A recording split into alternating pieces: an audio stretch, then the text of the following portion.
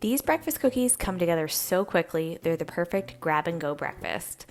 I start with 3 overripe bananas. The riper the better, that way it adds additional sweetness to your cookies without adding sugar, and mash those up really well. Next is half a cup of peanut butter. Add that in and stir really well until everything is blended really nicely. Next, I'm adding in 1 teaspoon of cinnamon. You can use more or less depending on your tastes, and a good healthy pinch of salt. This will really enhance the flavor of your cookies.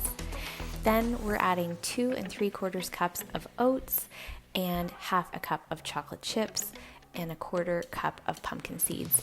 You can also use sunflower seeds or peanuts, almonds, whatever you'd like, or leave those things out entirely. Doesn't really matter. Stir that up really well and then drop onto a parchment lined cookie sheet.